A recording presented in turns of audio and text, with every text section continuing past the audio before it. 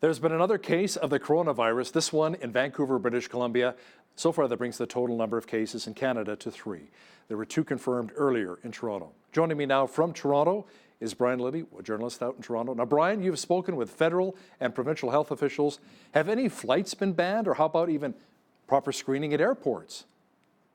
Well, this is a question that I put to both federal and provincial authorities. And of course, Toronto being the first case, they were out in front. I was there on Saturday when they announced the first case. I was there Monday when they announced the second. I've been on the federal conference calls trying to find out what we can do, how we can stop this. And as far as banning flights, they said, look, they take their advice from the World Health Organization. That organization says there's no sense in banning flights, that won't necessarily stop it. I don't see how.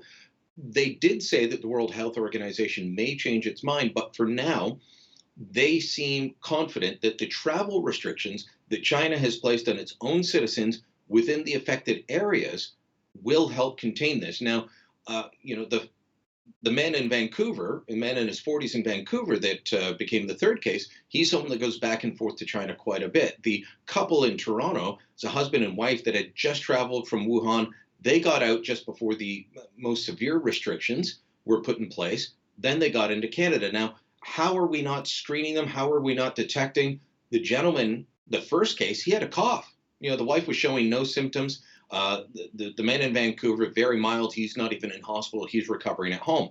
But let me walk you through what was instituted just last week. I believe January 22nd was the day. When you arrive on one of these flights from China, you're asked a series of questions at an electronic kiosk. Similar, you may have used these flying to the United States, and U.S. Customs now has electronic kiosks. You have to scan your passport. You have to answer questions. You have to scan your ticket. All of these things, and then based on your answers, they tell you where to go. Do you need to go see an agent? Well, if you're told to go see a border agent, then that border agent gives you a physical look over, asks you another series of questions in person, looks to see if you are sick at all. Now, the gentleman had a mild cough, we're told at the time, but wasn't showing any other symptoms and was told, okay, go home. Here's a pamphlet. If things get worse, then follow the instructions there. That's what they did. That's the screening we have now. Now, if he had shown more severe symptoms, he would have been sent to a public health official who then would have looked to see, do we need to quarantine this individual right away? But I did ask, the health officials, do we need something more high tech? And of course, you remember SARS. As you've told me, you moved to Ontario just in time for that outbreak in Toronto. And the officials here said they learned a lot from that. They had thermal screeners at the airport. They would scan everyone to see, do you have a high temperature? It didn't work. It didn't pick anybody up. It was a huge expense with zero impact. So they said we don't need to go down that road. They will keep reviewing to see if we need to do more screening. But at this point, they say, we think we've got what we need in place. Brian, it appears as though the front runners in the federal Conservative leadership campaign are Peter MacKay, Erin O'Toole, and possibly Marilyn Gladu. How is each candidate positioning him or herself in the race? Well, it's funny. Both Peter MacKay and Erin O'Toole have used the term true blue conservative. And O'Toole has said, no, MacKay's a red Tory. I had a chance to sit down with Peter MacKay. I got the exclusive interview before his big announcement on Saturday. And I said, well, answer the charge that you're just a red Tory. And he said, that's not true. That's not who I am. I'm, a true blue conservative. He said, went through, he just doesn't like the term red Tory. He says these are false divisions within the party that are overstated in the media. And I think to a large degree, he's true. There are divisions within the party and there are factions, just as there are in the NDP and the Liberals, but they're overstated with the Conservatives because of the split back in the 90s. Those have long disappeared. MacKay is very hawkish when it comes to things like justice, criminal justice issues, defense, and to a degree, foreign affairs. O'Toole is very similar in terms of policy and style towards Peter MacKay, but he's trying to make it seem like he's there for the hard right. He's trying to pick up where Pierre Poilievre, who dropped out, was. And Marilyn Gladu is trying to say, look, I'm a private sector person. She spent 32 years in the private sector, 21 years at Dow Chemical, another bunch of years as the chief engineer at Suncor. She wants to bring that to bear. And on social issues, very much a moderate. In fact, She was out saying, "I'll march in a pride parade." Peter MacKay says, "I'll march in the pride parade the day after I'm elected if I win, because it is the day after here in Toronto." And Erin O'Toole says, "I won't unless they allow the cops to march in uniform." So that's where we're at with that. Not a lot of distance on social issues between those three, and really, we haven't heard a lot of other policy. So they're just trying to differentiate from each other on tone at this point. Will the social conservatives really be taken care of if either of those three wins the leadership? Well, I think it depends. Look, their positions, other than marching in a parade, which until recently wasn't something a leader had to do, um, their positions won't be that dissimilar from Stephen Harper, who just said, "Look, I'm not going to change too many things. I'm not going to make things worse." And for an awful lot of social conservatives, that was enough. For other people, no, they wanted them to roll things back. On issues like abortion, there just isn't the support inside the Conservative caucus, never mind the rest of Parliament, to change the abortion laws. And as far as rolling back same sex marriage, which I'd never heard anybody suggest since 2006, when there was that last vote in Parliament, that only became an issue in the last campaign, and I'm not sure why. The courts would never allow that to happen. That would never pass Parliament either. So, social conservatives have to figure out where their winning points are and go from there. But if you're trying to push for things that you have no hope of getting through, you're not going to make headway. There are places where social conservatives can make headway. They've got to decide if they're going to choose one of those issues or, just beat a drum that won't go anywhere. Brian, let's talk about why Rona Ambrose, Pierre Poilievre, and former Quebec Premier Jean Charest decided against running. Well, Rona Ambrose, I think, had simply decided that she was enjoying life. She's moved on to the private sector. She's doing charity work, consulting. She's on boards, recently married. And do you want to drag everyone back through that? I'm going to make less money. I'm going to have more constraints on my time. My husband's life is going to be put under a microscope as well. Yeah, I'm going to pass. She's still being involved in politics. She's part of a foundation based in Calgary called She Leads that tries to encourage women to get involved in politics. So that's something that she'll continue on. Jean Charest, he was very serious. I mean, he talked to some heavy hitter organizers that I know, people that he didn't really even have a connection to, trying to get their advice, trying to see if they would support him, and in the end decided not to. But I'll tell you how close he came. He had a video ready to go explaining why he was getting in, and someone posted it to YouTube mistakenly, and it was up for about an hour before it was taken down. But Charest, he's got a lot of baggage from his time as premier and a recent court case on fundraising irregularities. I think that helped him make up his mind. Pierre Poilievre, he was texting me the night before as I'm watching the Raptors game. He's texting me saying, "Launches this Sunday, 1 o'clock, Nepean Sportsplex." And I said, "Okay, great. Can I tweet it out?" And he said, "Well, the time may change, but otherwise, yeah, go ahead." Next day, I get a call saying he's out. He told me it was purely about his family. He missed the first year of his daughter's life campaigning to keep his seat. He doesn't want to miss more when she's at this young age. I don't know, man. That sounds a little suspicious. One moment he's all in, he's all excited, get ready to tweet this. Then the next moment, I mean, if it's all about your kids and your family, you know that long in advance. I always say there's more than one reason these people get into the race and more than one reason they get out. So, his official reason is family. There's likely other things. Will we ever find them out? We'll have to wait and see. Brian, there was a summit in Toronto this week on gun violence. 100,000 signature petition was gathered in support of gun owners. Was it presented to Trudeau, and will it make much difference with his government's goal of banning rifles?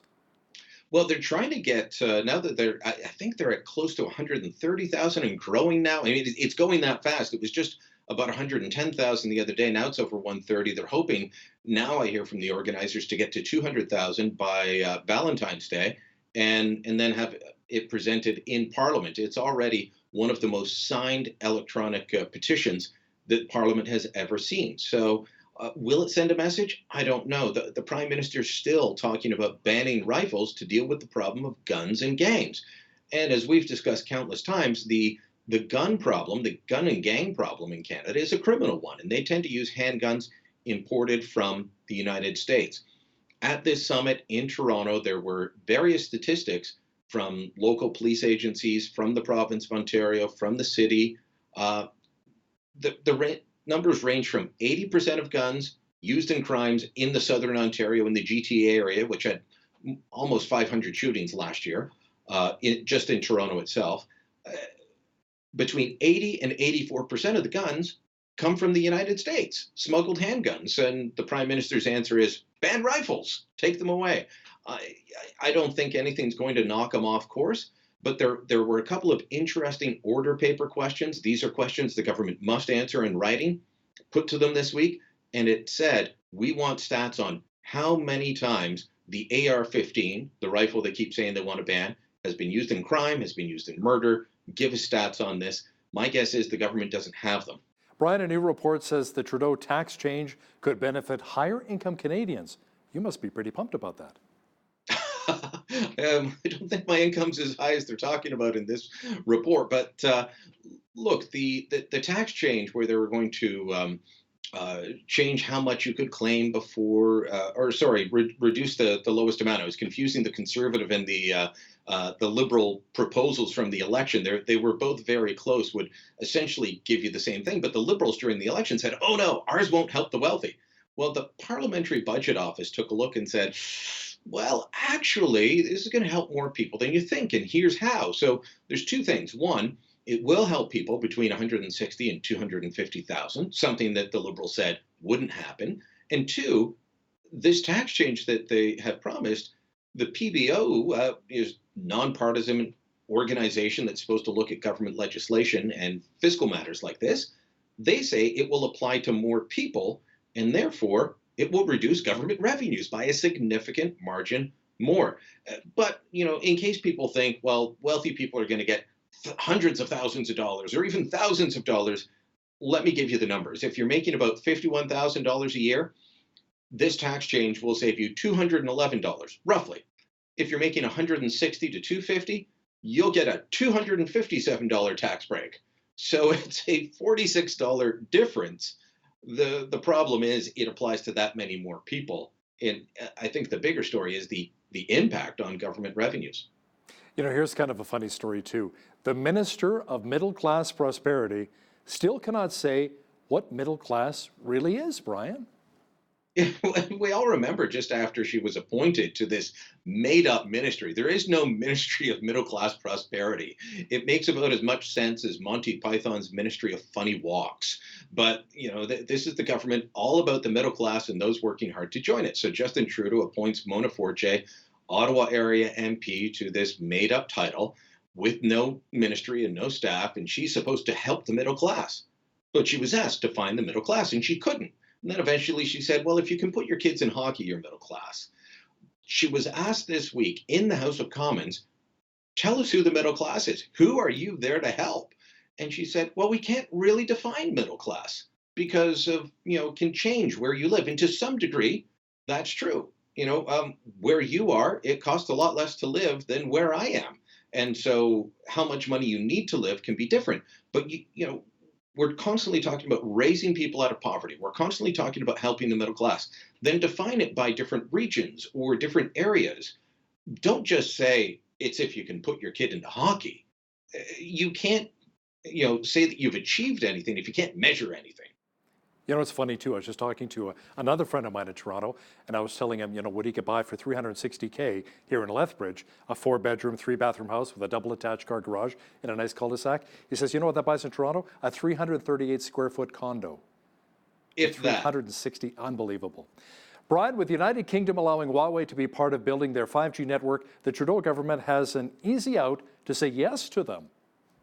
Yeah, I was a little surprised by Boris Johnson and his Conservative government in the United Kingdom on this.